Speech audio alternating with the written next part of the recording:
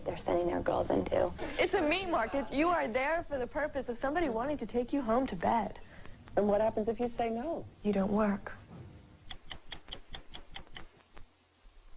Every week, dozens of young American girls walk off airplanes in Paris and Milan, certain that their faces will be the next to beam from the covers of the fashion magazines.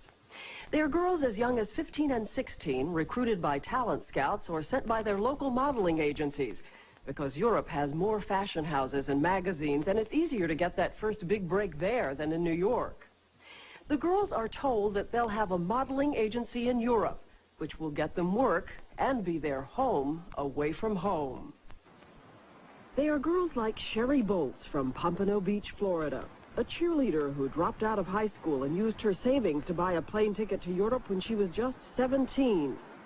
Her local modeling agency helped arrange it and still gets a percentage of her European income.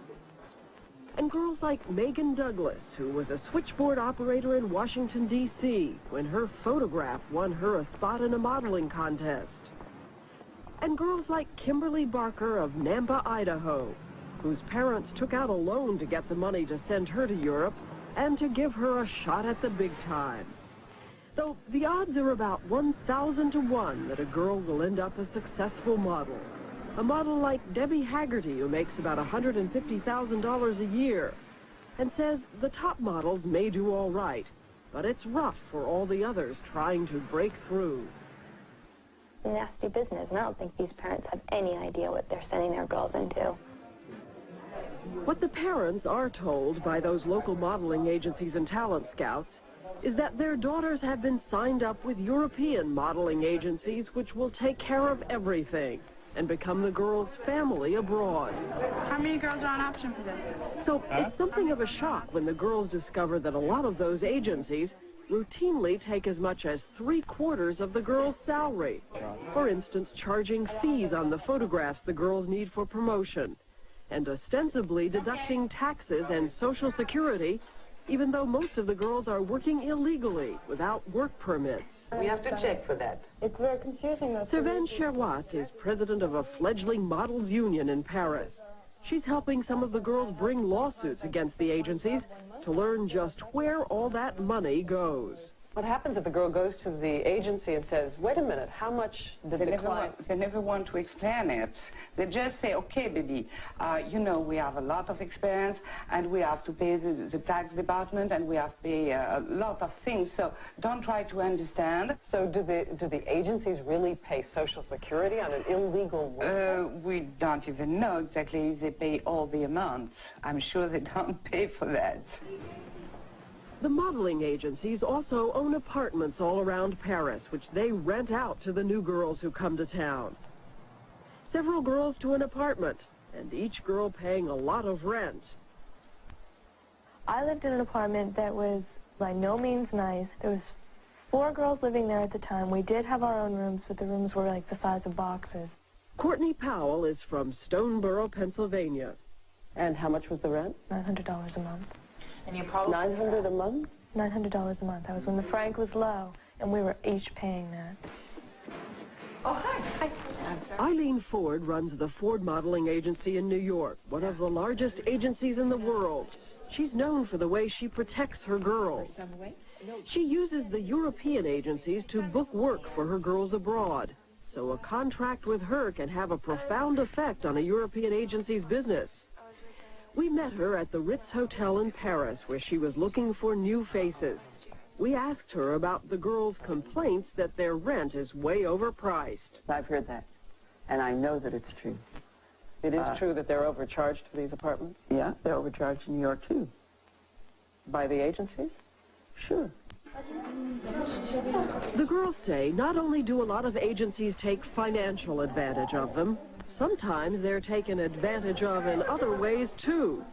Oh, my God. This is an agency owner named Claude HADDAD.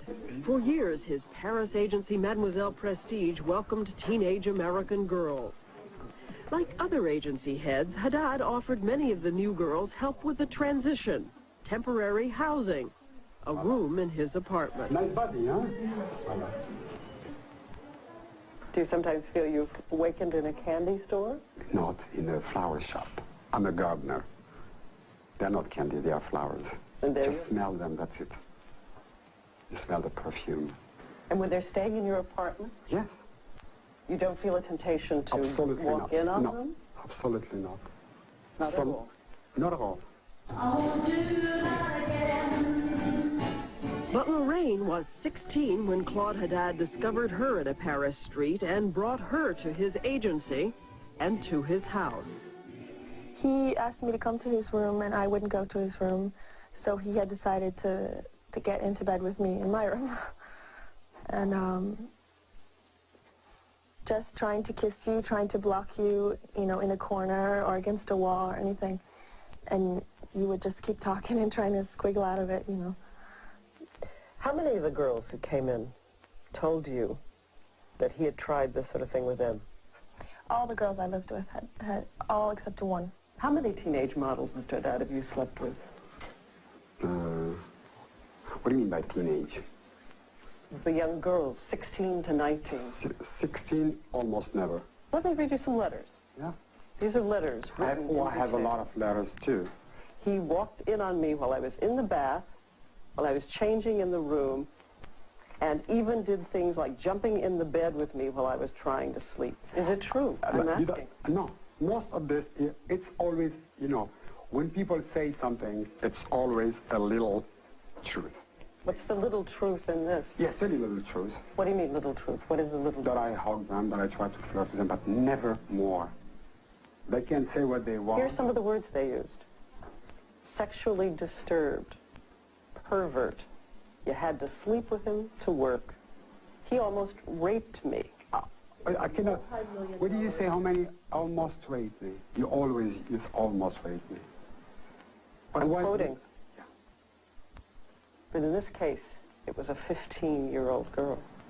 Can I... Oh, I wish you... 15 years old? I don't remember. Maybe it's possible, I don't know. Then Claude Haddad went on to say, what happens with the girls is not really his fault. When a French girl starts to play with her body, she knows that she can have problem. She can start to have problem with men. And in America, I found out that when a girl does that, it's just, she doesn't even mean it, it's a game, but she's not thinking of what she's doing. It took me a long time to realize this. Do you work with Claude Haddad? No, sir. No more. Wouldn't send your girls to him? No, ma'am. He knows why. Why? Because I don't think he behaved properly with some of them. I know he didn't. What did he do?